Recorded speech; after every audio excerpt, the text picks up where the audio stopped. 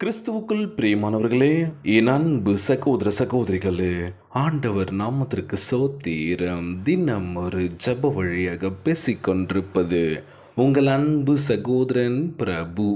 எப்படிங்க இருக்கீங்க? இன்றைய நாள் எப்படிங்க போச்சு? உங்களுக்கு மகிழ்ச்சியாக இருந்தீங்களா? எப்போவுமே சந்தோஷமாக இருங்க. ஆமீன். அன்பு சகோதர சகோதரிகளே, நான் உன்னோடு கூட இருக்கின்றேன், உனக்கு தீங்கு செய்யும்படி ஒருவனும் உன்மேல் கை போடுவதில்லை என்று வாக்குறுத்திருக்கின்றார். அப்போஸ்தலர் 18ஆம் அதிகாரம் இறை திருவசனம் 10 சொல்லக்கூடிய அழகான வார்த்தைங்க.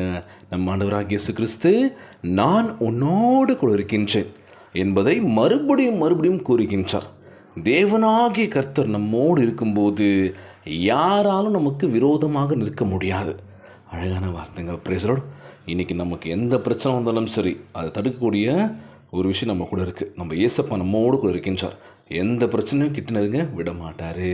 கலங்காதீங்க, சோர்ந்து போகாதீங்க, நான் உன் கூட தான் இருக்கேன். ஆண்டவராக இயேசு கிறிஸ்து பயப்படாதே, நான் உன்னோடு இருக்கின்றேன் என்று வாக்குறுத்திருக்கின்றார். இன்றைக்கு உங்களோடு இருக்கின்றார், நான் உன்னோடு இருக்கின்றேன் என்பதை நம் ஆண்டவராக இயேசு கிறிஸ்து நினைவுபடுத்துகின்றார். அவர் நம்மளை பார்த்து கொண்டிருக்கின்றார்.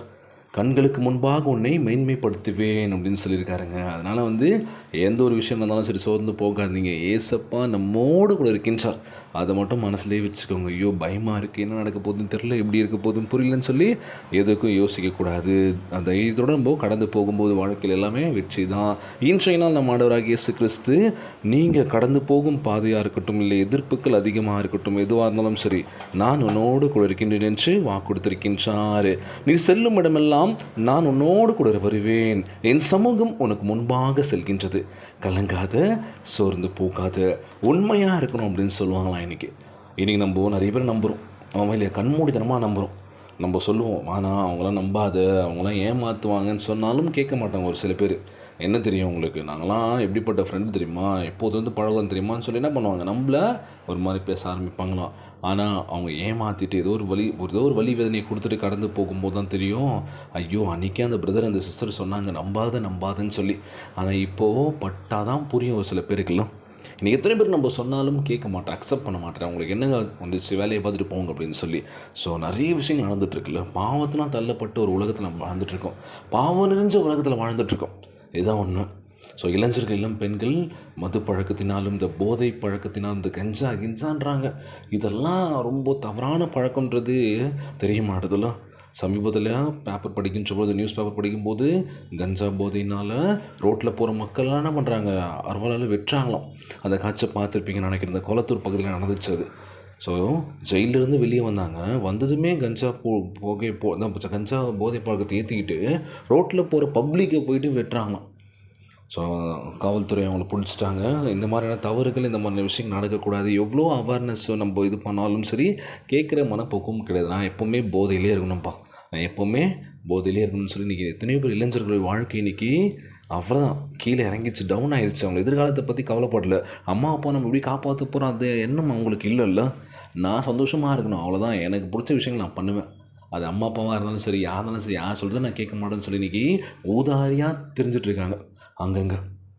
ஸோ இந்த மாதிரியான விஷயங்கள் எங்கேயுமே நடக்கக்கூடாதுன்றவரே நல்ல ஒரு புத்தியை கொடுங்க. இளைஞர்கள், இளம் பெண்கள் வாழ்க்கையில் துடிப்போடு அடுத்து கடந்து போகணும். நம்ம சமுதாயத்துக்கு ஏதோ ஒரு விஷயம் பண்ணணும்னு சொல்லி ஓடணுமே தவிர சமுதாயத்தை கெடுக்கக்கூடிய விஷயங்கள் பண்ணவே கூடாது. இன்றைய நாள் நம் ஆண்டவராகிய இயேசு கிறிஸ்து உங்கள் இருதயம் தூய்மை உள்ளதாக இருக்கின்றதா? கேள்வி இதுதான். நிச்சயமாய் தூய்மை உள்ளதாக தான் இருக்குது பிரதர்.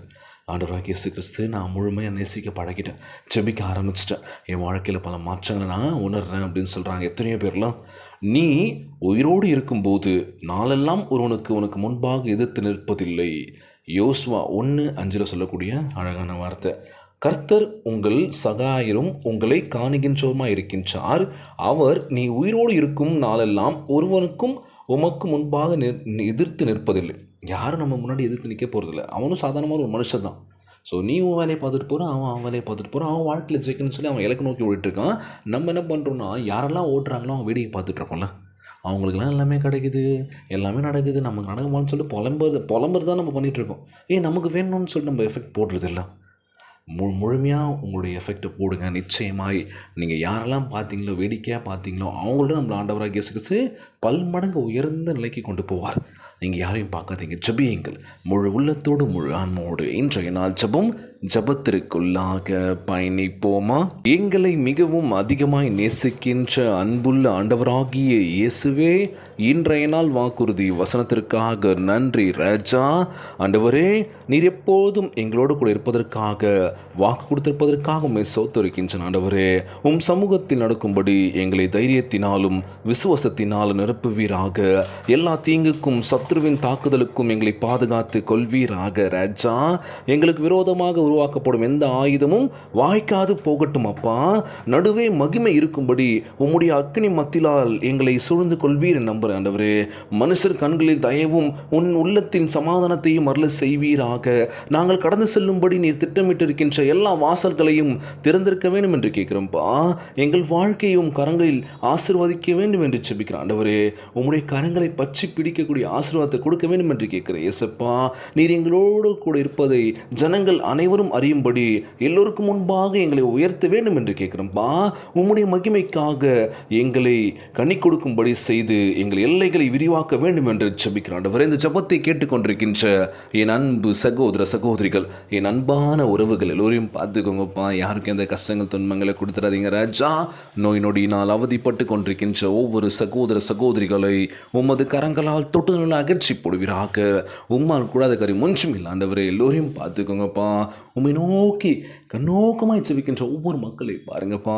கண்ணீரை தொடங்கி ராஜா, கவலையெல்லாம் அகற்றி போடுங்கப்பா. எங்கள் வாழ்க்கையை மென்மையாக்குங்கப்பா. நாங்கள் யாரையும் நம்பி இல்லை, உங்களை மட்டுமே நாங்கள் நம்பி இருக்கோம். எங்கள் வாழ்க்கையை மென்மையாக்க வேண்டும் என்று ஜெபிக்கிறோம்ப்பா. ஒவ்வொரு குழந்தை செல்வங்களை ஆசீர்வதிங்க. உடல் தெம்பும் வலிமையை தர வேண்டும் என்று கேட்குறேன்ப்பா.